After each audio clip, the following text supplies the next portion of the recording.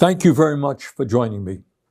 In the year 2025, one might have hoped that the global community would be working together to address the existential threat of climate change, working to prevent future pandemics, working to address the massive levels of income and wealth inequality that exist, working to improve the standard of living of struggling people all over the world. But tragically, that is not where we are today. Quite the contrary. Instead of addressing the major crises that we face, the world is now looking at the terrible war in Ukraine, started by Putin, which has taken hundreds of thousands of lives over the last 3 years.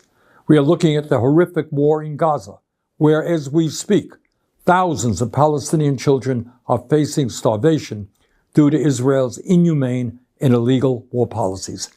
And now we face a dangerous and escalating war in Iran, which was begun in violation of international law by the extremist Netanyahu government. And the main point that I want to make today is that it is absolutely imperative that the United States not be dragged into this war. Let me say a word about how this war began. On Thursday, Netanyahu launched an illegal and unilateral surprise attack on Iran, bombing targets across the country and killing hundreds of people. Iran has responded with attacks of its own, which have killed dozens of people in Israel. Whatever you may think of the corrupt and authoritarian Iranian regime, Israel's attack clearly violated international law and the United Nations Charter.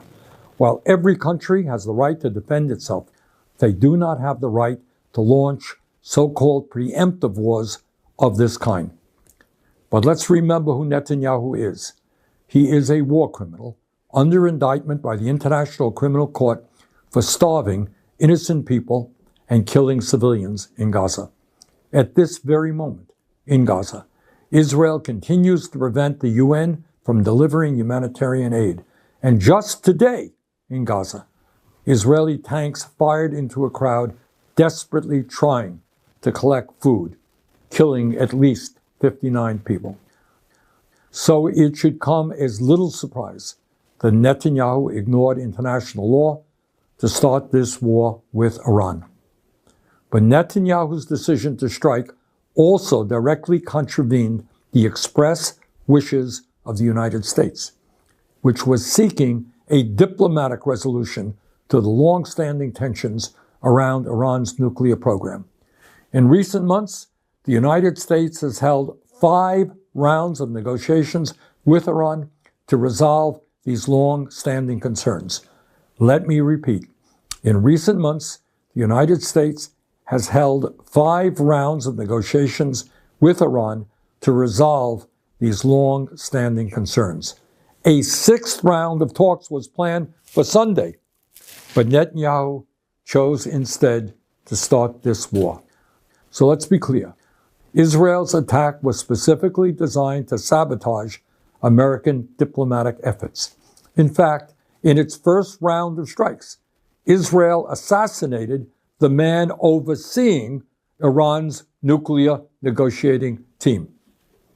And let's also remember that U.S. intelligence has never indicated that Iran has made the decision to build a nuclear weapon. Just a few months ago, Trump's own director of national intelligence, Tulsi Gabbard, testified to Congress that, quote, the intelligence community continues to assess that Iran is not building a nuclear weapon, end of quote. But Netanyahu chose to attack, crippling diplomatic efforts and risking a full-blown regional war. He is now openly talking about regime change in Iran and threatening to kill the political leadership of that country without any thought to the chaos that might ensue. Let's also not forget that the current Islamic regime in Iran is itself the product of a Western-backed coup in 1953 that overthrew the democratically elected government of Iran and replaced it with a corrupt autocrat. The critical question now is whether the United States will get dragged into Netanyahu's war. In my view, that would be a disaster. The United States must not be involved with another Netanyahu war, not militarily or financially. The United States Constitution is crystal clear. There can be no offensive use of military force against Iran or any other country without an explicit authorization from Congress. No such authorization exists, and any U.S. involvement would therefore be illegal. The United States has already provided hundreds of billions of dollars to Israel over the last many decades. Last year alone, U.S. taxpayers provided more than $22 billion in military aid to Israel. Meanwhile, while providing massive aid to Israel, we have Americans sleeping out on the street, unable to afford health care or other basic necessities. Enough is enough. President Trump ran as a supposed peace candidate. In his inaugural address, he said, and I quote, "My proudest legacy will be that of a peacemaker and unifier.